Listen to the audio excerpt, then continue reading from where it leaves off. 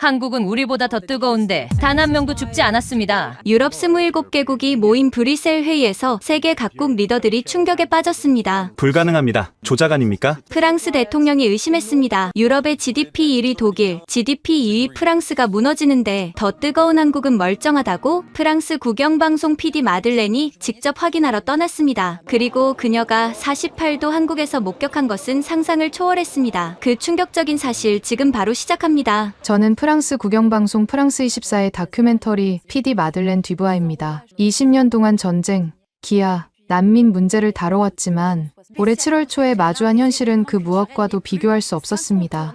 루브르가 닫습니다. 반복합니다. 루브르 박물관이 무기한 폐쇄됩니다. 라디오에서 흘러나온 긴급 속보를 듣는 순간 저는 귀를 의심했습니다. 파리의 자존심, 인류 문명의 보고가 문을 닫는다니요. 하지만 이유를 들으니 더욱 충격적이었습니다. 내부 온도 조절 실패로 작품 손상 위험이 극도로 높아졌습니다. 모나리자를 비롯한 주요 작품들을 지하 벙커로 긴급 이송 중입니다. 창밖을 내다봤습니다. 온도계는 45도를 가리키고 있었죠. 이미 4주째 이어지는 살인적인 폭염이었습니다.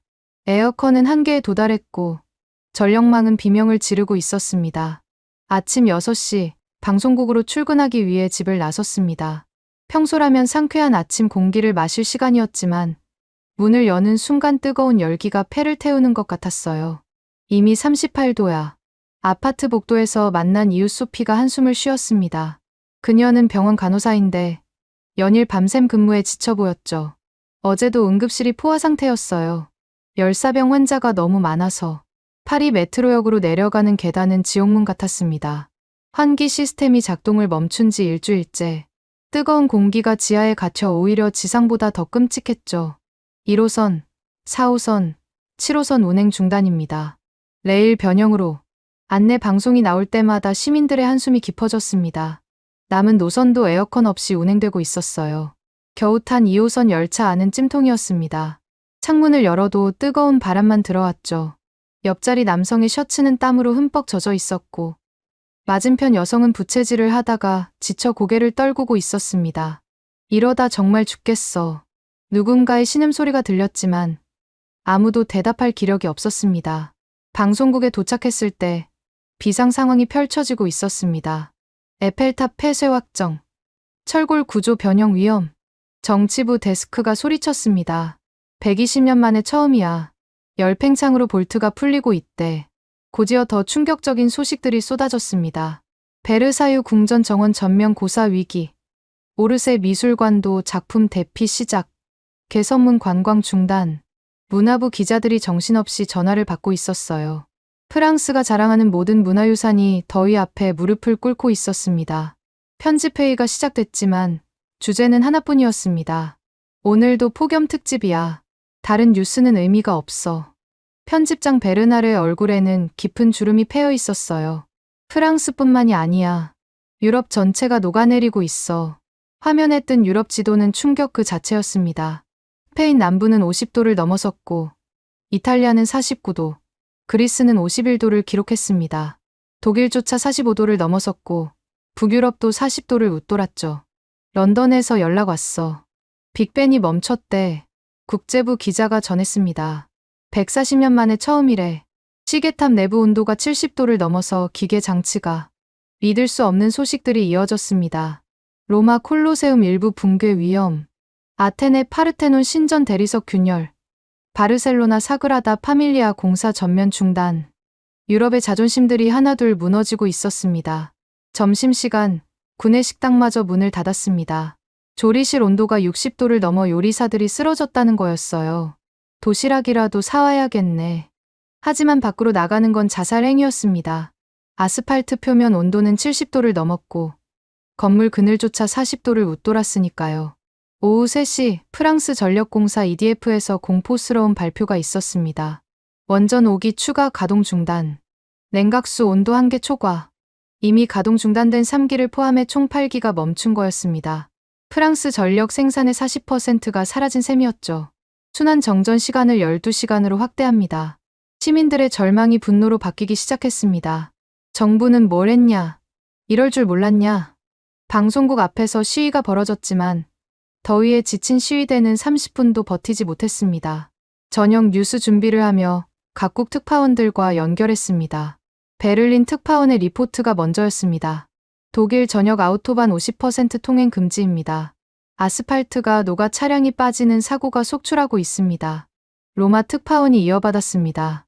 이탈리아 정부가 국가 비상사태를 선포했습니다.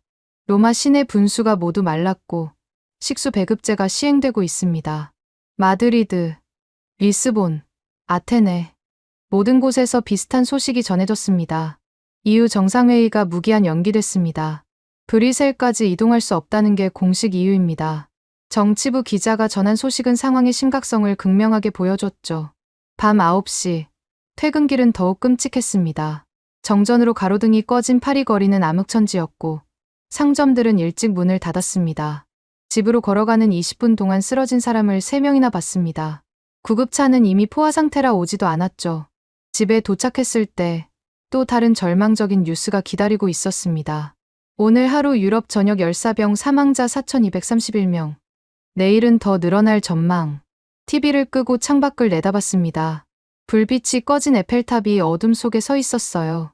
문명의 상징이 침묵하고 있었습니다. 이대로 끝인가? 절망감이 밀려왔습니다. 인류가 쌓아올린 모든 것이 더위 앞에서 무력했으니까요. 하지만 바로 그때 제 휴대폰 화면에 뜬 한 영상이 모든 걸 바꿔놓을 줄은 정말 몰랐습니다. 휴대폰 화면에 뜬 영상을 보는 순간 저는 제 눈을 의심했습니다. 48도 부산 해운대, 실시간, 자막이 선명하게 떠 있었어요.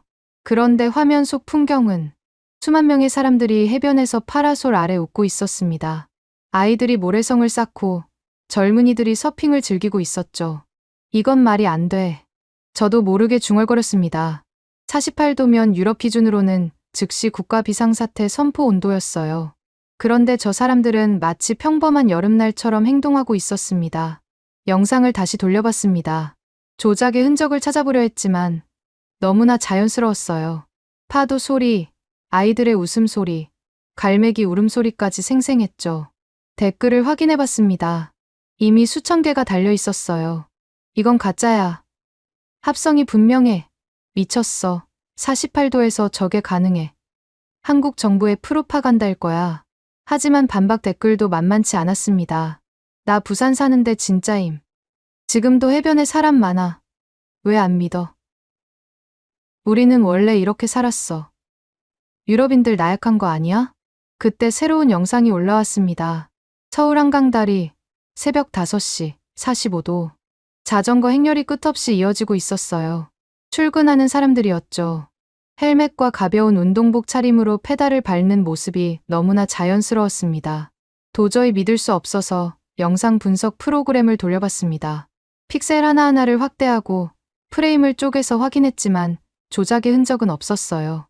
메타데이터도 정상이었고 촬영 시간과 GPS 정보도 일치했습니다. 더 많은 영상이 쏟아지기 시작했습니다. 대구 동성로, 밤 9시, 42도. 거리 축제가 한창이었습니다. 무대 위에서 가수가 열창하고 관객들이 환호하고 있었어요. 음향 장비와 조명이 내뿜는 열기까지 더해졌을 텐데 모두가 즐거워 보였습니다. 제주 올레길, 오전 11시, 46도. 수십 명의 트레킹 그룹이 걷고 있었습니다. 가이드가 앞장서고 참가자들이 담소를 나누며 따라가는 모습이 평화로웠어요. 심지어 노인들도 있었습니다. 모자와 선글라스, 가벼운 등산복 차림으로 거뜬히 걷고 있었죠. 새벽 3시가 되어서야 잠자리에 들었지만 잠이 오지 않았습니다. 그 영상들이 자꾸 떠올랐어요. 어떻게 가능한 걸까? 무엇이 그들을 다르게 만드는 걸까? 다음 날 아침, 방송국은 벌집을 쑤신 듯 난리가 났습니다. 다들 봤어? 한국 영상들. SNS가 난리야. 조회수가 1억을 넘었대. 편집장 베르나르가 긴급 회의를 소집했습니다. 자, 의견을 들어보자. 이게 진짜라고 생각하나? 정치부 수석 기자 프랑수아가 먼저 입을 열었습니다. 말도 안 돼. 48도에서 야외 활동이라니. 이건 분명 정치적 선전이야. 하지만 영상 분석 결과 조작은 없었어요. 디지털 팀의 클로에가 반박했죠. 그럼 어떻게 설명할 거야? 인간이 48도에서 저렇게 활동할 수 있다고? 어쩌면 우리가 몰랐던 방법이 있을지도. 과학부 기자 필립이 신중하게 말했습니다. 한국은 수십 년간 폭염을 겪어왔잖아. 적응했을 가능성이 있어. 논쟁이 뜨거워졌습니다. 믿는 사람과 믿지 않는 사람으로 나뉘어 목소리가 높아졌죠. 그때 국제부에서 연락이 왔습니다. 한국 특파원 연결됐습니다. 화면에 나타난 서울 특파원 마르크의 얼굴은 충격 그 자체였어요. 마르크, 거기 상황이 어때? 믿기 어렵겠지만 다 사실입니다. 지금도 창밖에 사람들이 걸어 다니고 있어요. 온도는 46도인데 어떻게 그게 가능해? 저도 이해가 안 돼요. 하지만 눈앞에서 벌어지고 있는 일이에요. 마르크가 카메라를 돌려 창밖을 비췄습니다. 정말로 거리에 사람들이 있었어요. 버스를 기다리고 횡단보도를 건너고 상점에 들어가는 평범한 일상이 펼쳐지고 있었죠. 지하철도 정상 운행되고 상점도 다 열었어요. 마치 우리의 25도 날씨처럼. 회의실이 침묵에 빠졌습니다. 점심시간, 더 충격적인 일이 벌어졌습니다. 한국 정부가 공식 성명을 발표한 거예요. 전 세계 언론인 여러분을 초대합니다. 직접 오셔서 확인하십시오. 우리는 숨길 것이 없습니다. 동시에 실시간 라이브 방송을 시작했습니다. 24시간 대한민국 폭염 생중계, 서울, 부산, 대구, 제주 등 주요 도시를 동시에 보여줬어요. 조작이 불가능한 생방송이었죠. 저는 화면에 못 박힌 듯 앉아 있었습니다. 새벽 4시 서울 남산. 등산객들이 산을 오르고 있었어요. 오전 7시 부산 지하철. 출근 인파로 붐볐습니다. 정오 대전시장. 상인과 손님들로 활기가 넘쳤어요. 오후 3시 광주 공원. 아이들이 뛰어놀고 있었습니다. 저녁 8시 제주 해변. 가족들이 산책을 즐겼어요. 밤 11시 서울 홍대. 젊은이들로 거리가 가득했습니다. 24시간 내내 48도의 폭염 속에서도 한국은 살아 움직이고 있었습니다. 이건 불가능해. 물리학 박사 출신인 필립이 머리를 감쌌습니다. 인체의 한계를 넘어선 거야. 과학적으로 설명이 안 돼. 하지만 증거는 계속 쌓였습니다. 의료 데이터가 공개됐어요. 열사병 환자 수, 응급실 현황, 사망률 통계까지. 놀랍게도 한국의 열사병 사망률은 유럽의 10분의 1 수준이었습니다. EU 과학위원회가 긴급 성명을 발표했지만 설득력이 없었어요. 이론적으로 불가능하다는 주장뿐이었죠. 하지만 현실은 이론을 비웃고 있었습니다. 소셜미디어는 폭발 직전이었습니다. 한국인은 슈퍼휴먼인가? 우리가 너무 나약한 건가? 비밀이 뭐야? 제발 알려줘. 프랑스 시민들의 반응도 뜨거웠어요. 왜 우리는 못하는 거야? 정부는 뭘 했어? 한국은 되는데. 당장 한국의 비밀을 알아내. 그날 저녁, 저는 결심했습니다. 직접 가서 확인하겠습니다. 100번 듣는 것보다 한 번 보는 게 낫다고 했죠. 기자의 본능이 말하고 있었어요. 이건 21세기 최대의 스토리가 될 거라고. 항공편을 예약한 다음 날, 예상치 못한 일이 벌어졌습니다. 마들렌, 위에서 연락이 왔어. 편집장 베르나르가 저를 별도의 회의실로 불렀습니다. 표정이 심상치 않았어요. 국가안보부와 문화부, 그리고 엘리제궁에서까지 연락이 왔네. 엘리제궁에서요? 대통령궁에서 직접 연락이 올 정도라니 사안이 얼마나 민감한지 알 수 있었습니다. 한국 취재를 재고해달라는군. 국민들에게 잘못된 희망을 줄 수 있다는 게 공식 입장이야. 잘못된 희망이라뇨. 사실을 확인하는 게 왜? 마들렌, 생각해봐. 만약 한국이 정말로 48도에서 정상 생활을 하고 있다면 우리 정부의 무능함이 드러나는 거야. 시민들이 폭동을 일으킬지도 몰라. 정부의 논리는 이해했지만 받아들일 수 없었습니다. 진실을 숨기는 게 더 위험하지 않을까요? 이미 전 국민이 그 영상을 봤는데 베르나르도 고민스러운 표정이었습니다. 나도 알아. 하지만 압력이 상당해. 방송 허가를 취소하겠다는 암시도 있었어. 그때 밖에서 소란이 들렸습니다. 회의실을 나가보니 편집부 전체가 모니터 앞에 모여 있었어요. 뭐야? 한국에서 새로운 방송을 시작했어요. 화면에는 전 세계인을 위한 한국의 여름 24시간 생중계라는 타이틀이 떠 있었습니다. 이번엔 단순한 거리 풍경이 아니었어요. 각 분야의 전문가들이 직접 출연해 설명하고 있었죠.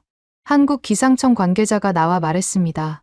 현재 서울 기온 47.3도, 습도 68%입니다. 체감 온도는 54도에 달하죠. 하지만 보시다시피 도시는 정상 작동하고 있습니다. 카메라가 서울 시내를 비췄습니다.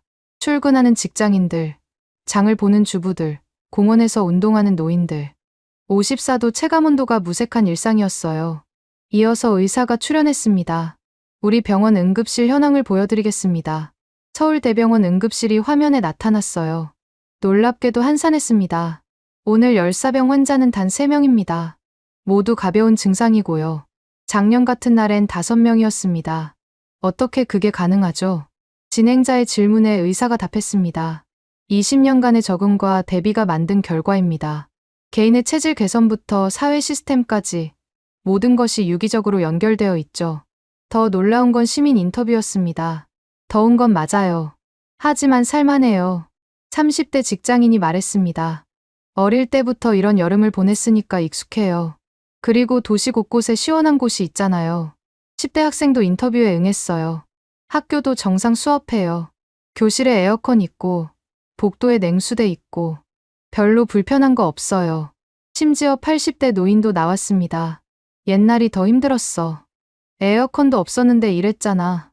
지금은 천국이지. 편집부는 침묵에 빠졌습니다. 부정하고 싶어도 부정할 수 없는 현실이 눈앞에 펼쳐지고 있었으니까요. 그때 프랑수아가 끝까지 저항했습니다. 세트장일 거야. 거대한 스튜디오에서 찍는 거라고. 하지만 곧 그의 주장도 무너졌습니다. 드론 카메라가 상공으로 올라가며 서울 전경을 보여준 거예요. 한강, 남산타워, 63빌딩, 서울 전체가 한 화면에 담겼습니다. 세트장으로는 불가능한 규모였죠. 더 결정적인 증거가 나왔습니다. 구글 어스 실시간 위성 영상과 대조해보니 완벽하게 일치했어요.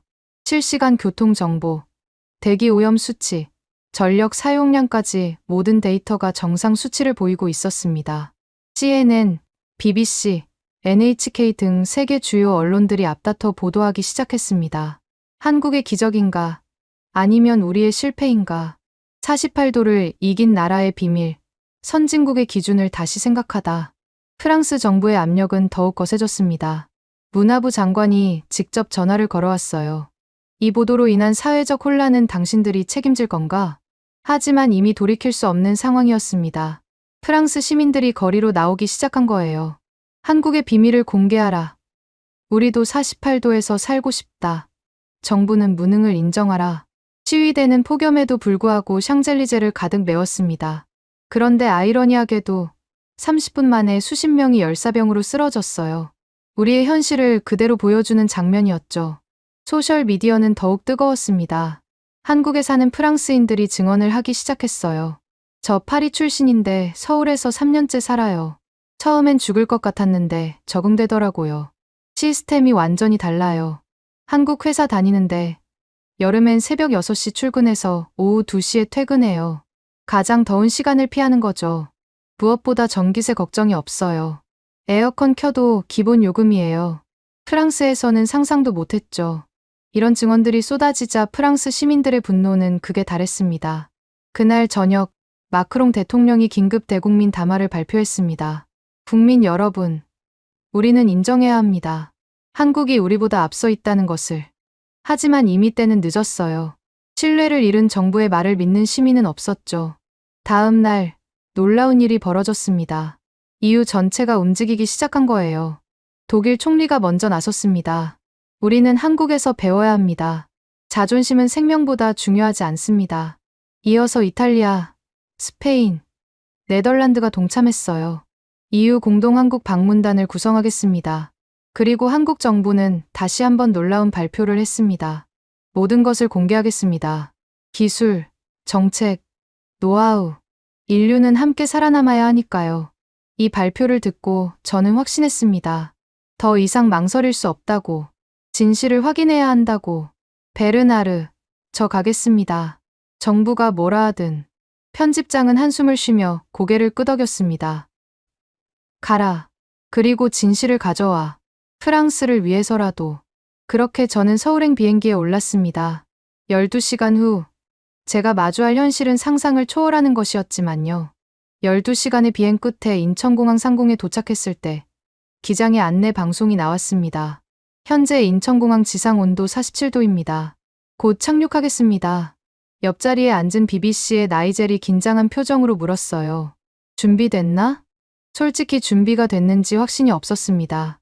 47도라니 파리에서는 국가 비상사태 선포 온도였으니까요. 비행기가 활주로에 닿는 순간 창밖으로 보이는 풍경에 먼저 놀랐습니다. 지상 근무자들이 평상복 차림으로 일하고 있었어요. 긴팔 작업복에 모자를 쓰고 있었지만 방열복이나 특수 장비는 없었습니다. 저 사람들이 정말 47도에서 독일 기자 한스의 말이 끝나기도 전에 비행기 문이 열렸습니다. 예상대로 뜨거운 공기가 밀려들었지만 동시에 놀라운 일이 벌어졌어요. 탑승교 입구에서 즉시 시원한 바람이 불어왔습니다. 온도가 단계적으로 변하는 게 느껴졌어요. 47도에서 40도, 35도, 30도로 점점 낮아졌죠. 어서 오세요. 유럽 기자단 여러분. 한국 외교부 직원들이 밝은 미소로 맞이했습니다. 놀라운 건 그들의 복장이었어요. 가벼운 여름 정장 차림이었는데 전혀 힘들어 보이지 않았습니다. 폭염 적응 브리핑을 먼저 받으셔야 합니다. 이쪽으로 오세요. 특별 대기실로 안내받았는데 그곳에서 첫 번째 충격을 받았습니다. 벽면 전체가 거대한 스크린이었고 실시간 공항 정보가 표시되고 있었어요. 현재 외부 온도 47.3도, 습도 71%, 체감온도 55도, 공항 내부 구역별 온도, A구역 24도, B구역 23도, C구역 25도, 냉각 에너지 사용률, 태양광 45%, 지열 30%, 그리드 25%. 안내 직원이 설명을 시작했습니다. 인천공항은 거대한 기후 적응 시스템입니다. 단순한 건물이 아니라 생존 인프라죠. 그녀가 리모컨을 누르자 공항 단면도가 나타났어요. 지하 50m까지 냉각 시스템이 구축되어 있습니다. 겨울에 만든 얼음을 저장했다가 여름에 사용해요. 겨울 얼음을 여름까지? 이탈리아 기자 줄리아가 놀라워했습니다. 네. 특수 단열 기술로 가능합니다. 한국 전통 석빙고의 현대판이죠. 이어서 개인 장비를 나눠줬습니다. 스마트 웨어러블입니다. 체온, 심박수, 탈수 상태를 실시간 모니터링해요. 손목에 차는 순간 제 생체 정보가 표시됐습니다. 체온 36.8도, 심박수 82, 수분 상태 양호, 위험 수치에 도달하면 알람이 울리고 가장 가까운 냉각존을 안내합니다. AI가 개인별 최적 경로를 계산해주죠. 더 놀라운 건 공항 곳곳의 디테일이었습니다. 화장실에 가니 세면대에서 나오는 물이 얼음물처럼 차가웠어요. 지하 냉각수를 순환시킵니다. 손을 씻는 것만으로도 체온이 내려가죠.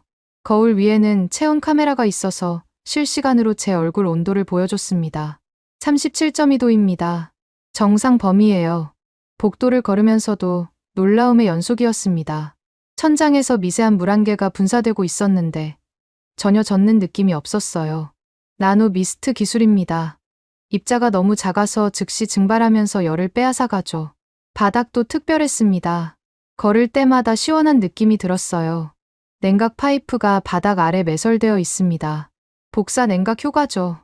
수화물 찾는 곳으로 가는 길에 폭염 대피소 표지판을 봤습니다. 100m마다 대피소가 있어요. 응급 상황 시 누구나 이용 가능합니다. 실제로 들어가 봤는데 작은 방이었지만 에어컨이 강력하게 작동하고 있었고 생수와 에너지바가 비치되어 있었어요. 모두 무료입니다. 생존권은 돈으로 살 수 없으니까요. 짐을 찾고 입국장으로 나가는데 또 다른 시스템을 발견했습니다. 에어 커튼입니다. 보이지 않는 공기벽이 냉기를 가둬둬요. 정말로 경계선을 넘는 순간 온도 차이가 확 느껴졌습니다. 공항철도 플랫폼으로 가는 길은 모두 지하로 연결되어 있었어요. 한 번도 외부 열기에 노출되지 않고 이동할 수 있었죠. 교통 약자를 위한 설계입니다. 노약자, 어린이, 장애인도 안전하게 이동할 수 있죠. 플랫폼에서 기다리는 동안 전광판을 봤습니다. 다음 열차 2분 후 도착. 현재 플랫폼 온도 24도, 열차 내부 온도 22도, 서울역까지 예상 체감 온도 23도. 모든 정보가 온도 중심으로 제공되고 있었어요. 열차가 들어왔을 때 또 한 번 놀랐습니다. 외벽이 특수 코팅으로 반짝이고 있었는데 만져보니 전혀 뜨겁지 않았어요.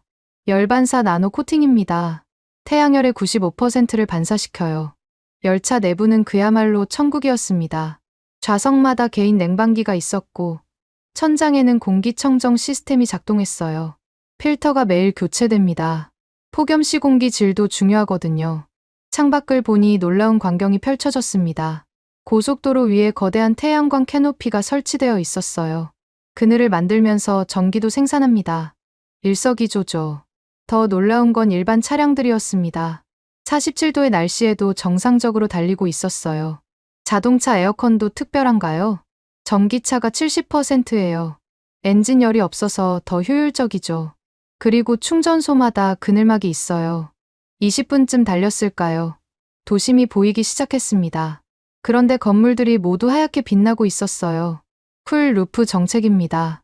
모든 건물 지붕과 외벽을 밝은 색으로 칠해요. 도시 전체 온도를 3에서 5도 낮춥니다. 서울역에 도착했을 때 저는 완전히 다른 세계에 온 것 같았습니다. 역사 전체가 하나의 거대한 냉방 공간이었고 수많은 사람들이 평온하게 이동하고 있었어요. 이제 시작입니다. 안내 직원이 미소 지으며 말했습니다. 진짜 서울을 보여드릴게요. 밖으로 나가는 순간 47도의 열기가 얼굴을 때렸습니다. 하지만 놀랍게도 견딜만 했어요. 아니, 어떻게 견디는지 알 것 같았습니다. 도시 전체가 인간을 보호하고 있었으니까요. 서울역에서 나와 택시를 탔습니다. 운전사분이 먼저 말을 걸어왔어요. 프랑스에서 오셨어요? 많이 덥죠? 네. 어떻게 이런 날씨에. 운전사분이 웃으며 에어컨을 더 강하게 틀어줬습니다. 익숙해져요. 그리고 서울은 더위를 피할 곳이 많거든요. 어디로 모실까요? 도시 전체를 보고 싶은데요. 아, 그럼 제가 특별 코스로 안내해 드릴게요. 서울이 어떻게 더위를 이기는지 보여드리죠. 택시가 출발하자마자 놀라운 것들이 눈에 들어왔습니다. 먼저 도로가 일반 아스팔트가 아니었어요. 밝은 회색의 특수 포장이었죠. 열 흡수를 최소화하는 특수 콘크리트예요. 일반 아스팔트보다 표면 온도가 20도는 낮아요. 정말로 신호 대기 중에도 열기가 올라오지 않았습니다. 더 놀라운 건 교차로마다 있는 거대한 그늘막이었어요. 태양광 패널 그늘막입니다. 그늘도 만들고 전기도 생산하죠. 횡단보도 대기하는 사람들을 보호해요. 실제로 사람들이 그늘 아래에서 편안하게 신호를 기다리고 있었습니다. 건물들을 지나가면서 발견한 것은 1층이 모두 개방되어 있다는 거였어요. 공공냉방 정책이에요. 모든 건물 1층은 시민들이 자유롭게 이용할 수 있어요. 은행, 관공서, 상업 건물 할 것 없이 1층 로비는 시원한 휴식 공간이 되어 있었습니다. 비용은 어떻게? 정부 지원이 70%예요. 건물주도 이익이 있고요. 사람들이 모이면 상권이 활성화되거든요. 종로를 지나가면서 또 다른 시스템을 발견했습니다. 도로 양옆으로 물이 흐르고 있었어요. 도심 실개천 복원 사업이에요. 청계천처럼 작은 물길들을 만들었죠. 증발하면서 주변 온도를 낮춰요. 물가에는 벤치가 있었고 사람들이 발을 담그고 있었습니다. 시원하다. 한 아이가 웃으며 물장난을 치고 있었어요. 47도의 한낮의 말이죠. 광화문 광장에 도착했을 때 저는 할 말을 잃었습니다.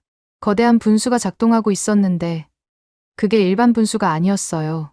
안개 분수예요. 초미세 물입자를 분사해서 주변 온도를 10도 낮춰요. 정말로 광장에 들어서니 확연히 시원해졌습니다. 더 놀라운 건 바닥이었어요. 맨발로 걸어도 뜨겁지 않았습니다. 특수 타일이에요. 열을 반사하고 내부의 냉각수가 순환해요. 광장에는 수백 명의 사람들이 있었습니다. 나무 그늘 아래 앉아있는 노인들, 분수 주변에서 사진 찍는 관광객들, 자전거를 타고 지나가는 시민들. 어떻게 다들 밖에 있을 수 있죠? 택시 기사님이 설명했습니다. 10분 걸으면 시원한 곳이 나와요. 지하철역, 건물, 지하상가, 도시 전체가 연결되어 있거든요. 실제로 광장 곳곳에 지하로 내려가는 입구가 있었고 냉방 쉼터라는 표지판이 붙어 있었어요. 남산으로 향하면서 본 것은 더 충격적이었습니다. 도로 위에 미스트 터널이 설치되어 있었어요. 차량이 지나갈 때마다 자동으로 작동했죠. 차량 온도도 낮추고 도로 온도도 낮추고 여름엔 5분마다 작동해요. 남산 터널을 지나는데 터널 내부가 특별했습니다. 냉각 터널이에요. 지하수를 이용해서 온도를 낮춰요. 밖보다 15도는 낮죠. 터널을 나오니 남산타워가 보였습니다. 타워 주변은 더 특별해요. 정말로 남산 전체가 거대한 냉각숲이었습니다. 특수 수종을 심었어요. 증산작용이 활발한 나무들이죠. 숲 안은 밖보다 7, 8도 낮아요. 케이블카를 타고 올라가는 동안에도 놀라움이 계속됐습니다. 케이블카 내부는 물론이고 정류장마다 강력한 냉방이 가동되고 있었어요. 전기세가 관광 수익으로 충당해요. 그리고 정부 지원도 있고요. 시민의 안전이 최우선이니까요. 정상에 올라가니 서울 전경이 한눈에 들어왔습니다. 도시 전체가 하얗게 빛나고 있었어요. 모든 건물이 열반사 코팅을 한 덕분이었죠. 저기 보이는 게 바람길이에요. 택시 기사님이 가리킨 곳을 보니 건물들 사이로 텅 빈 공간들이 일직선으로 나 있었습니다. 찬 공기가 흐르는 통로예요. 도시계획 단계부터 설계했죠. 내려와서 강남으로 이동했습니다. 테헤란로의 고층 빌딩들은 모두 다리로 연결되어 있었어요. 스카이웨이 시스템이에요. 20층 높이에서 건물 간 이동이 가능해요. 에어컨이 완비된 통로죠. 실제로 하늘 위에서 사람들이 걸어 다니는 게 보였습니다. 지상에 내려오지 않고도 강남 전체를 이동할 수 있어요. 코엑스로 들어가 봤습니다. 지하 쇼핑몰은 그야말로 별천지였어요. 지하 도시예요. 여름엔 여기가 진짜 도심이죠. 수만 평의 지하 공간의 상점, 식당, 영화관, 도서관, 심지어 공원까지 있었습니다. 인공 태양광 시스템으로 지하에서도 식물이 자라요. 사람들로 붐비고 있었는데 모두가 여유로워 보였어요. 밖은 47도인데 여기는 23도예요. 천국이죠. 다시 지상으로 올라와 한강으로 향했습니다. 한강다리를 건너는데 다리 위에도 그늘막이 설치되어 있었어요. 자전거 도로와 보행로를 보호해요. 그늘막 자체가 태양광 패널이고요. 한강공원에 도착했을 때 믿기 힘든 광경이 펼쳐졌습니다. 강변 전체에 미스트가 분사되고 있었고 곳곳에 그늘막과 냉방 텐트가 설치되어 있었어요. 한강 수온이 25도예요. 자연 냉각 효과가 있죠. 더 놀라운 건 강변 지하였습니다. 지하 1층 전체가 냉방 공간이에요. 화장실, 샤워실, 휴게실 완비죠. 실제로 들어가 보니 시원한 지하 공간에서 많은 사람들이 쉬고 있었습니다. 무료예요? 당연하죠. 더위는 재난이고 재난 대피는 국가의 의무예요. 택시를 타고 돌아오면서 기사님이 말했습니다. 이게 다가 아니에요. 밤에는 더 특별하죠. 서울의 여름밤은 낮보다 활기차요. 호텔로 돌아오면서 생각했습니다. 서울은 더위와 싸우는 게 아니었어요. 더위를 관리하고 통제하고 함께 살아가는 방법을 찾은 거였죠.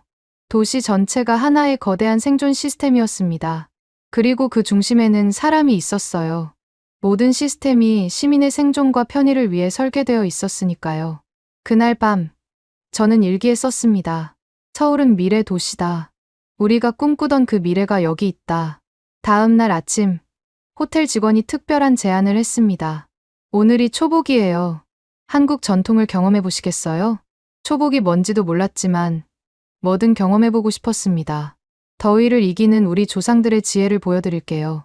가이드로 나선 김태경 씨와 함께 새벽 5시에 호텔을 나섰습니다. 왜 이렇게 일찍 출발하나요? 재래시장은 새벽이 가장 활기차요. 그리고 아직은 좀 시원하잖아요. 정말로 새벽 기온은 35도. 낮보다는 확실히 나았습니다. 남대문 시장에 도착했을 때 저는 또 한 번 놀랐어요. 새벽인데도 시장은 사람들로 붐비고 있었습니다. 복날 장보기예요. 다들 삼계탕 재료를 사러 왔죠. 더 놀라운 건 시장의 구조였습니다. 천장에 거대한 차양막이 설치되어 있었고 곳곳에서 미스트가 분사되고 있었어요. 전통시장 현대화 사업이에요. 상인과 손님 모두를 보호하죠. 닭을 파는 가게 앞에 줄이 길게 늘어서 있었습니다. 삼계탕용 닭 있어요? 아이고, 벌써 100마리 나갔어요. 상인과 손님들의 대화가 정겹게 들렸습니다. 한 할머니를 만났습니다. 80은 넘어 보이는데 혼자서 장을 보고 계셨어요. 할머니, 이른 아침부터 힘드시지 않으세요? 아이고, 프랑스에서 왔구나? 이 정도는 아무것도 아니야. 내가 젊을 때는 에어컨도 없었어. 할머니의 장바구니를 들어드리며 이야기를 더 들었습니다. 옛날엔 어떻게 여름을 나셨어요? 지혜가 있었지. 삼복에는 뜨거운 거 먹고, 낮에는 그늘에서 쉬고, 저녁에는 마당에서 자고, 뜨거운 걸 먹으면 더 덥지 않나요? 할머니가 껄껄 웃으셨습니다. 그게 아니야. 뜨거운 거 먹고 땀 빼면 오히려 시원해져. 천년을 그렇게 살았는데 틀릴 리가 있나. 인삼 가게에 들렀습니다. 주인 아저씨가 설명해 주셨어요. 인삼이 열을 내리는 효과가 있어요. 복날 삼계탕에 꼭 들어가는 이유죠. 서양 사람들은 찬 것만 찾던데. 그래서 더 힘든 거예요. 몸의 균형이 깨지거든요. 시장을 나와 전통 삼계탕 집으로 향했습니다. 3대째 이어온 종로 삼계탕. 아침 7시인데 벌써 손님이 가득했습니다. 다들 출근 전에 들르는 거예요. 복날엔 꼭 먹어야 한다고 믿거든요. 주방을 구경할 수 있게 해주셨는데 놀라운 광경이었습니다. 거대한 가마솥 수십 개에서 김이 모락모락 나고 있었어요. 주방 온도는 50도가 넘을 것 같았는데 요리사들은 땀을 흘리면서도 괜찮아 보였습니다. 어떻게 견디세요? 주방장이 답했습니다. 몸이 적응해요. 그리고 우리도 삼계탕 먹으면서 일하거든요. 힘이 나죠. 드디어 삼계탕이 나왔습니다. 뚝배기에서 뜨거운 김이 피어올랐어요. 보기만 해도 땀이 났습니다. 자, 한 숟가락 드셔보세요. 솔직히 망설여졌습니다. 밖은 40도가 넘는데 뜨거운 국물이라니. 하지만 첫 숟가락을 입에 넣는 순간 뭔가 달랐어요. 뜨거운 국물이 목을 타고 내려가면서 온몸에서 땀이 쏟아졌습니다. 아, 더워. 하지만 5분쯤 지나니 신기한 일이 벌어졌어요. 몸이 가벼워지면서 오히려 시원한 느낌이 들기 시작했습니다. 이게 뭐죠? 김태경 씨가 설명했습니다. 이열치열이에요. 뜨거운 걸 먹어서 체온을 올리면 몸이 스스로 온도를 낮추려고 해요. 땀으로 열을 배출하는 거죠.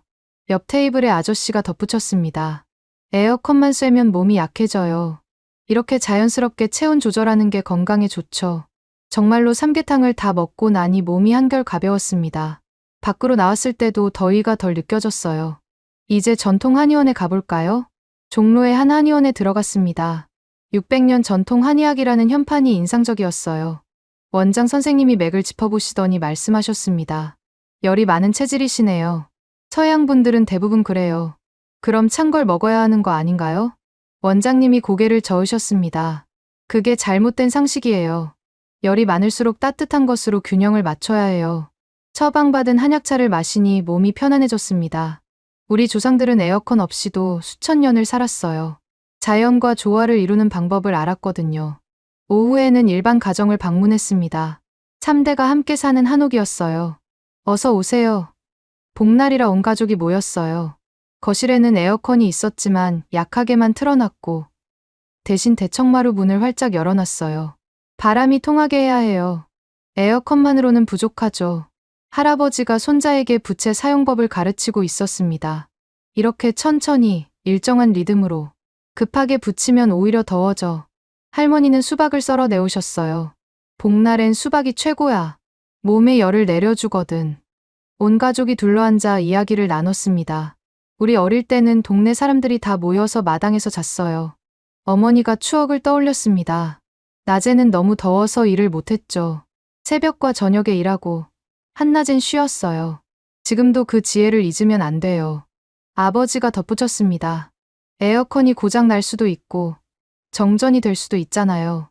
기본은 알아야죠. 막내딸이 재미있는 이야기를 했어요. 학교에서 전통 더위 극복법 수업을 해요. 부채 만들기, 전통 음료 만들기 같은 거요. 정말요? 네. 미래를 위한 교육이래요. 기후가 계속 더워질 테니까. 저녁 무렵 동네 공원으로 나갔습니다. 작은 공원인데 동네 사람들이 모여 있었어요. 저녁에는 여기가 우리 거실이에요. 정자에서는 어르신들이 장기를 두고 아이들은 분수대 주변에서 놀고 있었습니다. 에어컨 있는 집에 있는 것보다 여기가 더 좋아요. 사람 사는 맛이 나죠. 한 아주머니가 말했습니다. 밤 9시가 되자 더 많은 사람들이 나왔어요. 밤바람이 최고예요. 자연 에어컨이죠. 누군가 수박을 들고 나왔고 다른 사람은 옥수수를 삶아왔습니다. 복날 밤엔 이렇게 나눠 먹는 게 전통이에요. 모두가 한 가족처럼 어울렸습니다. 그날 밤 저는 많은 것을 깨달았어요. 한국인들이 폭염을 견디는 비결은 첨단 기술만이 아니었습니다. 수천 년간 이어온 지혜, 공동체 문화, 자연과의 조화. 이 모든 것이 어우러져 48도의 여름을 살아갈 수 있게 만든 거였죠. 기술은 도구일 뿐 진짜 힘은 사람과 문화에서 나오는 거였습니다. 세 번째 날, 저는 한국인들의 하루를 처음부터 끝까지 따라다니기로 했습니다. 새벽 4시, 알람이 울렸습니다. 창밖은 아직 어두웠지만 벌써 거리에는 움직임이 있었어요. 새벽 산책 나가실 건가요? 호텔 로비에서 만난 직원이 물었습니다. 네. 한국인들의 새벽 일상이 궁금해서요. 그럼 남산이 좋을 거예요. 새벽 등산객들이 많거든요. 택시를 타고 남산 입구에 도착했을 때 놀라운 광경이 펼쳐졌습니다. 새벽 4시 30분인데 주차장이 거의 다 차 있었어요. 매일 이래요? 네. 여름엔 새벽 산행이 대세죠. 해 뜨기 전이 가장 시원하니까요. 등산로 입구에는 안내 표지판이 있었습니다. 현재 기온 33도, 습도 78%, 체감온도 38도, 수분 보충 필수. 100m마다 급수대 있음. 정말로 등산로를 따라 올라가니 일정 간격으로 급수대가 설치되어 있었어요. 차가운 물이 계속 나왔고 옆에는 종이컵과 수건까지 비치되어 있었습니다. 시에서 관리해요? 함께 오르던 50대 아저씨가 답했습니다. 그럼요. 시민 안전이 최우선이죠. 탈수는 위험하니까요. 가파른 계단을 오르는데 앞서가는 할아버지가 계셨어요. 70은 넘어 보였는데 발걸음이 가벼웠습니다. 어르신, 매일 오르세요? 20년째야. 하루도 안 빠졌어. 이 더위에 힘들지 않으세요? 새벽엔 괜찮아. 그리고 움직이면 오히려 몸이 개운해져. 15분쯤 올랐을까요? 첫 번째 쉼터에 도착했습니다. 놀랍게도 쉼터에는 대형 선풍기가 설치되어 있었어요. 태양광으로 작동해요. 낮에 충전해뒀다가 새벽에 쓰는 거죠. 벤치에 앉아 쉬면서 주변을 둘러봤습니다. 새벽인데도 수백 명의 사람들이 산을 오르내리고 있었어요. 서울 인구의 10%는 새벽 운동을 해요. 함께 쉬던 젊은 여성이 말했습니다. 출근 전에 운동하면 하루가 개운하거든요. 정상에 도착했을 때는 5시 30분이었습니다. 동이 트기 시작했고 서울 전경이 서서히 모습을 드러냈어요. 와, 도시 전체가 안개에 쌓여 있었는데 그게 자연 안개가 아니었습니다. 새벽 미스트 시스템이에요. 도시 전체에 물안개를 뿌려서 온도를 낮추죠. 정말로 곳곳에서 미세한 물안개가 피어오르고 있었어요. 6시가 되자 하산하는 사람들이 늘어났습니다. 출근 준비해야죠. 다들 서둘러 내려갔어요. 저도 따라 내려와 지하철역으로 향했습니다. 6시 30분 신도림역. 출근 전쟁이 시작됐습니다. 하지만 예상과 달리 역사 내부는 쾌적했어요. 지하철역 냉방은 24시간이에요. 대피 시설 역할도 하거든요. 플랫폼에서 기다리는 사람들을 관찰했습니다. 대부분 가벼운 차림이었어요. 반팔 셔츠에 면바지, 운동화 차림이 많았죠. 정장 안 입어도 되나요? 풀비즈가 의무예요. 넥타이 매면 오히려 이상하게 봐요. 7시 광화문 일대는 출근 인파로 가득했습니다. 놀라운 건 자전거 출근자들이었어요. 자전거 전용 도로에 미스트 터널이 있어요. 시원하게 출근할 수 있죠. 정말로 자전거 도로 위에는 일정 간격으로 미스트가 분사되고 있었습니다. 한 대기업 사무실을 방문할 기회가 있었습니다. 여름 근무 시간은 7시 출근, 4시 퇴근이에요. 인사팀 김 과장이 설명했습니다. 가장 더운 시간을 피하는 거죠. 사무실 내부도 특별했습니다. 온도는 26도로 고정이에요. 너무 낮추면 밖과의 온도 차이로 오히려 건강에 해로워요. 직원들은 각자 USB 선풍기를 사용하고 있었어요. 개인차가 있으니까 각자 조절하는 거죠. 10시 회의실에서 미팅이 있었습니다. 아이스 아메리카노 드릴까요? 아니요, 따뜻한 차 주세요. 제가 놀라자 김 과장이 웃으며 말했습니다. 한국인들은 여름에도 따뜻한 걸 많이 마셔요. 속이 편하거든요. 점심시간 직원들과 함께 식당가로 나갔습니다. 47도의 열기가 덮쳤지만 모두 익숙한 듯 걸었어요. 지하 통로로 갈까요? 아니요. 밖으로 가죠. 5분이면 되는데. 횡단보도마다 그늘막이 있었고 건물 사이로 시원한 바람이 불었습니다. 바람길 설계 덕분이에요. 건물 배치를 바람이 통하도록 했죠. 김치찌개 집에 들어갔습니다. 여름에 뜨거운 거 먹으면 힘 안 나요? 오히려 힘이 나죠. 땀 빼고 나면 개운해요. 2시. 가장 뜨거운 시간. 거리가 한산해질 줄 알았는데 여전히 사람들이 다니고 있었어요. 어디 가세요? 버스를 기다리던 아주머니께 물었습니다. 병원 가요. 이 시간이 한가하거든요. 버스 정류장은 완전히 밀폐된 공간이었습니다. 에어컨 버스 쉼터예요. 버스 올 때까지 시원하게 기다릴 수 있죠. 3시, 한 초등학교를 방문했습니다. 학교 시간인데 아이들이 운동장에서 놀고 있었어요. 괜찮아요? 그늘막 아래는 안전해요. 그리고 10분마다 물 마시게 하고요. 선생님이 설명했습니다. 5시, 퇴근 시간. 다시 거리가 붐비기 시작했는데 낮과는 다른 활기가 있었어요. 이제부터가 진짜 하루의 시작이에요. 한강공원으로 향하는 사람들이 많았습니다. 6시, 한강공원은 피크닉 천국이었어요. 치맥하러 가요.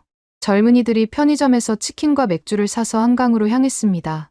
잔디밭 곳곳에 돗자리가 깔렸고 사람들이 모여 앉았어요. 더위를 피하는 게 아니라 즐기는 거예요. 한 청년이 말했습니다.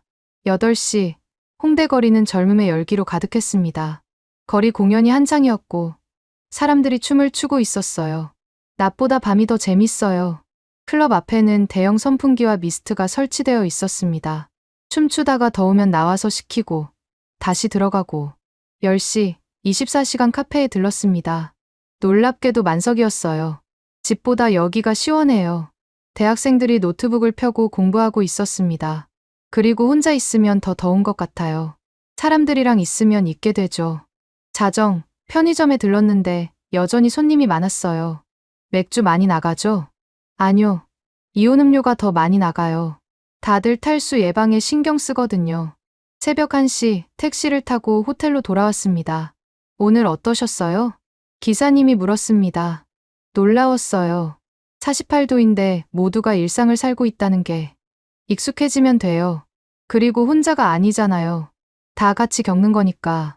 호텔에 도착해서 하루를 정리했습니다. 한국인들은 더위를 특별한 것으로 보지 않았어요. 그저 여름의 일부, 삶의 일부로 받아들였죠. 새벽 운동으로 시작해서 유연한 근무 시간으로 적응하고 뜨거운 음식으로 체온을 조절하고 저녁엔 야외에서 즐기는 이 모든 것이 자연스럽게 연결되어 있었습니다. 무엇보다 인상적인 건 공동체 의식이었어요. 더위는 혼자 견디는 게 아니라 함께 극복하는 것. 그래서 48도도 일상이 될 수 있었던 거겠죠. 넷째 날 아침, 드디어 한국 폭염 대응의 심장부를 방문할 기회가 왔습니다. 국가기후대응 통합관제센터입니다. 일반인은 출입 금지지만 특별 허가를 받았어요. 안내를 맡은 정부 관계자가 설명했습니다. 세종시 정부청사 지하 7층. 엘리베이터에서 내리자 삼엄한 보안 검색대가 나타났습니다. 카메라는 특정 구역만 촬영 가능합니다. 여러 단계의 보안을 거쳐 마침내 거대한 철문이 열렸습니다. 우와. 문이 열리는 순간 숨이 멎을 것 같았어요. 축구장만한 공간에 수백 개의 모니터가 빛나고 있었습니다. 중앙에는 건물 3층 높이의 초대형 스크린이 있었고 한반도 전체의 실시간 열지도가 표시되어 있었어요. 현재 한반도 평균 기온 46.7도, 최고 기온 지역, 대구 49.2도, 최저 기온 지역 설악산 정상 29.3도, 기계음 같은 목소리가 끊임없이 데이터를 읽어내고 있었습니다. 센터장 박현준 박사가 우리를 맞았습니다. 여기가 대한민국 여름의 컨트롤 타워입니다. 인구 5,200만 명의 생존을 책임지는 곳이죠. 그가 손짓하자 화면이 바뀌었습니다. 전국 500만 개의 센서에서 매초 데이터가 들어옵니다. 온도, 습도, 풍속, 일사량, 미세먼지. 숫자들이 폭포수처럼 흘러내렸어요. 이걸 다 사람이 분석하나요? 아니요. AI가 합니다. 프로메테우스라고 부르는 인공지능이죠. 순간 모든 화면에 빨간 경고등이 켜졌습니다. 긴급 상황 발생. 부산 해운대구 열돔 현상 감지. 수십 명의 직원이 일제히 움직이기 시작했습니다. 해운대구 섹터 7. 온도 51.3도 급상승. 인구 밀집도 높음. 예상 피해 인원 3만 명. 즉시 대응 프로토콜 가동. 박 센터장이 침착하게 지시했습니다. 레벨 3 대응. 미스트 시스템 최대 출력. 공공건물 긴급 개방. 시민 대피 알림 발송. 거대한 스크린에 부산 지도가 확대됐습니다. 실시간으로 대응 상황이 표시됐어요. 미스트 시스템 작동 시작.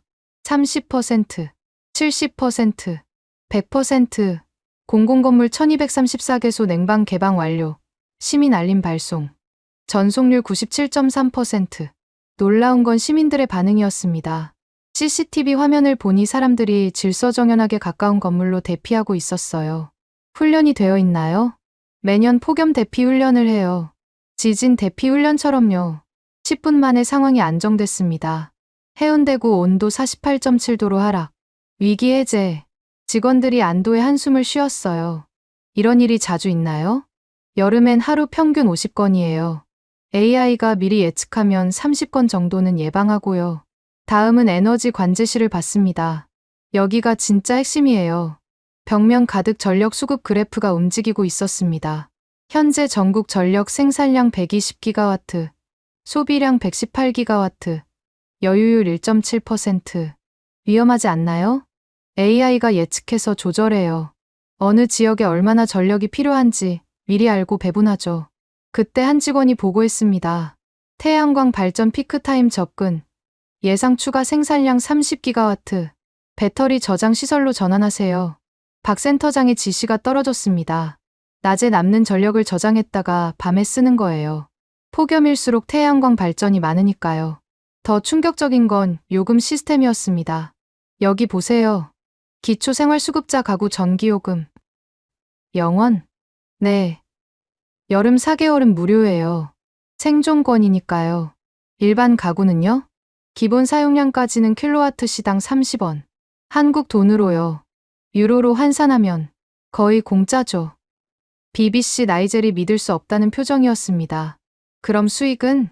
전력공사가 적자를 봐요. 정부가 보전해주고요. 시민 생명이 이익보다 중요하니까요. 다음은 의료 대응실이었습니다. 거대한 화면에 빨간 점들이 표시되어 있었어요. 열 취약계층 실시간 모니터링이에요. 독거노인, 만성질환자, 야외 근로자, 개인정보는 동의받은 분들만요. 그리고 익명화되어 있어요. 위치와 위험도만 표시되죠. 한 점이 깜빡이기 시작했습니다. 강남구 독거노인 체온 이상 감지. 즉시 대응팀이 움직였습니다. 구급대 출동. 예상 도착 시간 4분. 이웃 도우미에게도 연락. 화면에서 구급차의 움직임이 실시간으로 보였습니다. 작년에 이 시스템으로 3,412명을 구했어요. 올해는 더 늘 거예요. 시민 참여 시스템도 인상적이었습니다. 시민 제보 앱이에요. 쓰러진 사람을 발견하면 바로 신고할 수 있죠. 실제로 제보가 들어왔습니다. 종로 3가역 4번 출구 할아버지 쓰력. 제보자가 응급처치 교육 이수자네요. 영상통화 연결. 화면에 시민이 나타났고 의료진이 지시했습니다. 그늘로 옮기시고 목 뒤에 물을 뿌려주세요. 구급차가 도착할 때까지 시민이 응급처치를 했어요. 시민 모두가 생명 지킴이인 거죠. 미래 예측실로 이동했습니다.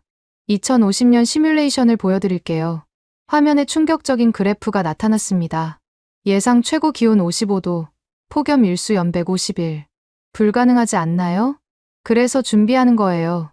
20년 전엔 48도도 불가능하다고 했거든요. 미래 대응 계획이 펼쳐졌습니다.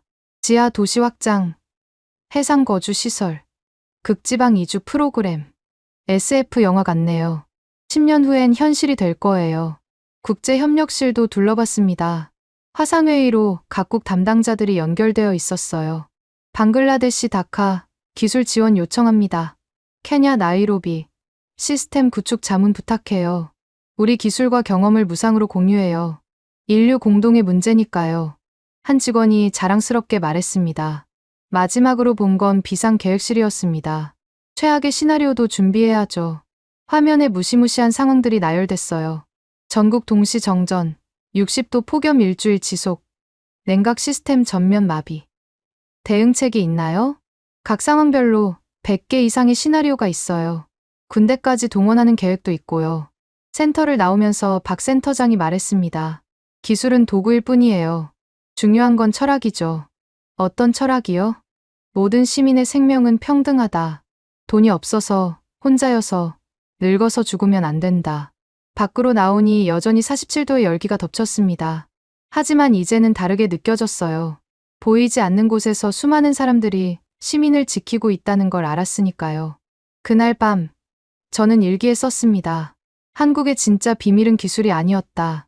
그것은 생명을 최우선으로 하는 가치관이었다. 한국에서 돌아온 다음 날, 파리는 여전히 45도의 열기에 신음하고 있었습니다. 하지만 저는 달라진 눈으로 도시를 바라봤어요. 우리에게 없는 것들이 너무나 명확하게 보였습니다. 마들렌, 무사히 돌아왔군. 방송국에 도착하자 편집장 베르나르가 반겼습니다. 하지만 그의 얼굴엔 일주일 전보다 더 깊은 피로가 묻어 있었어요. 어제도 정전이었어. 12시간이나. 사상자는 파리에서만 89명. 프랑스 전체로는. 그가 말을 잇지 못했습니다. 회의실에 전 스태프가 모였습니다. 제가 준비한 영상을 틀었어요. 48도의 부산 해변에서 웃는 사람들. 47도의 서울에서 자전거 타는 시민들. 통합관제센터의 완벽한 시스템. 그리고 무엇보다 단 한 명의 열사병 사망자도 없었다는 통계. 상영이 끝났을 때 회의실은 무거운 침묵에 빠졌습니다. 이게 다 진짜야? 누군가 작게 물었습니다. 네. 제가 직접 보고 겪은 것들입니다. 그리고 2시간 동안 상세히 설명했습니다. 도시 설계부터 에너지 정책, 시민의식부터 정부 철학까지. 전기가 기본권이라고. 여름엔 거의 무료라고. AI가 시민 한 명 한 명을 지킨다고? 질문이 쏟아졌고 저는 하나하나 답했습니다. 그럼 우리는 뭘 한 거지? 프랑스아의 목소리에는 자괴감이 묻어났어요. 그날 저녁 특별 방송이 편성됐습니다. 오늘 충격적인 진실을 보여드리겠습니다. 48도를 이긴 나라, 그들의 비밀을. 방송이 시작되자 프랑스 전체가 TV 앞에 모였습니다. 시청률은 역대 최고를 기록했어요. 제가 직접 출연의 경험을 전했습니다. 한국은 20년 전부터 준비했습니다. 우리가 회의만 하는 동안 그들은 도시를 바꿨습니다. 통합관제센터 영상이 나갔을 때 방송국 전화가 폭주했습니다. 이게 같은 지구의 일이야. 우리 정부는 뭘 했어? 당장 한국처럼 해? 트위터는 폭발했습니다. 샵 한국처럼 샵 진짜 선진국 샵 프랑스의 수치. 1시간 만에 프랑스 트렌드 1위를 차지했어요. 다음 날 아침 프랑스는 발칵 뒤집혔습니다. 르몽드 일면 우리가 선진국인가? 피가로 한국의 교훈. 생명이 먼저다. 리베라시옹 GDP 2위의 수치. 시민들이 거리로 나왔습니다. 샹젤리제는 시위대로 가득 찼어요. 한국의 시스템을 도입하라. 전기는 권리다. 정부는 무능을 인정하라. 아이러니하게도 45도 열기 속에서 시위하던 시민 수십 명이 쓰러졌습니다. 우리의 현실을 그대로 보여주는 장면이었죠. 정치권도 들끓었습니다. 야당 대표가 의회에서 외쳤어요. 한국은 시민을 지키고 우리는 죽게 놔뒀다. 이게 프랑스의 자유인가? 여당도 할 말이 없었습니다. 숫자가 모든 걸 말해줬으니까요.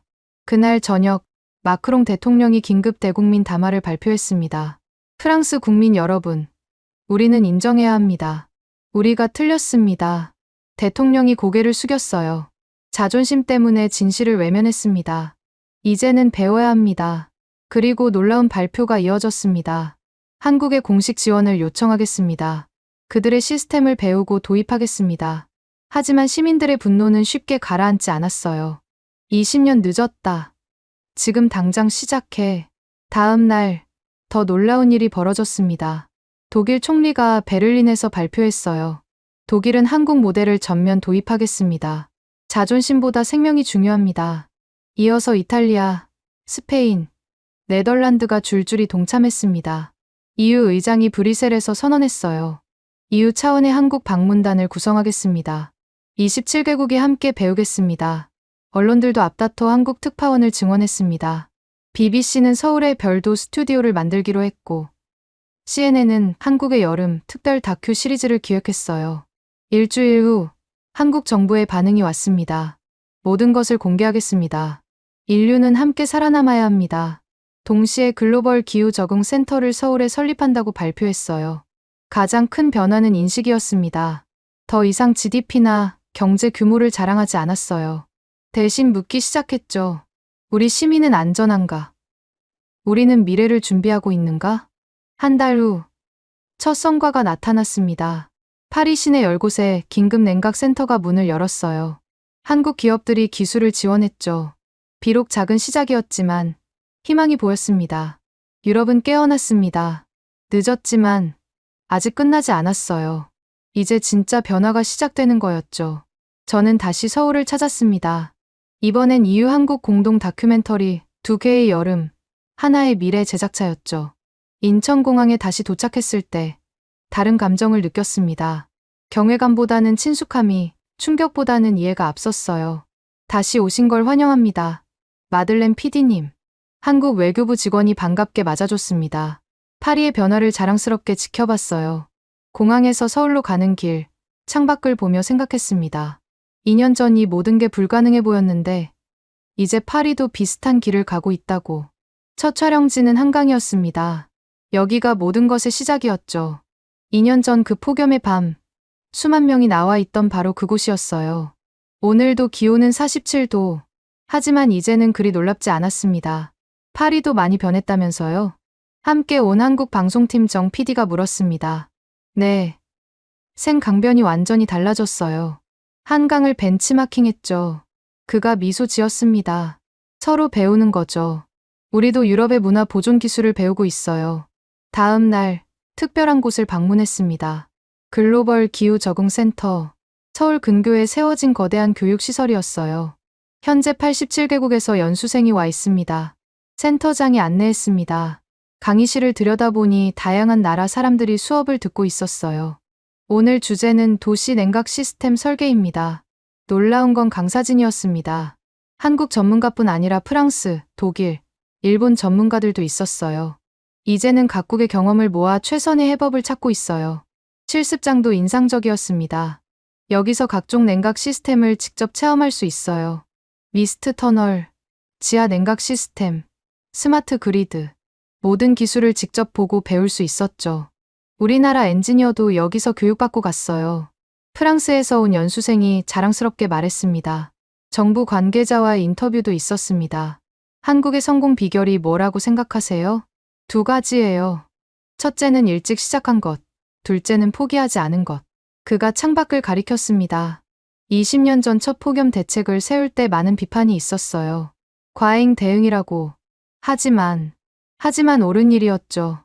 그때 시작하지 않았다면 지금의 한국은 없었을 거예요. 유럽에 전하고 싶은 메시지가 있다면 늦었다고 생각할 때가 가장 빠른 때입니다. 그리고 혼자가 아니에요. 우리가 함께합니다. 마지막 촬영은 부산 해운대였습니다. 여전히 48도의 폭염, 여전히 수만 명의 피서객. 하지만 이제는 전 세계가 이 광경을 이해하고 있었죠. 2년 전엔 이게 기적처럼 보였는데 제가 카메라를 향해 말했습니다. 이제는 알아요. 이건 기적이 아니라 준비와 노력의 결과라는 걸. 촬영을 마치고 파리로 돌아왔습니다.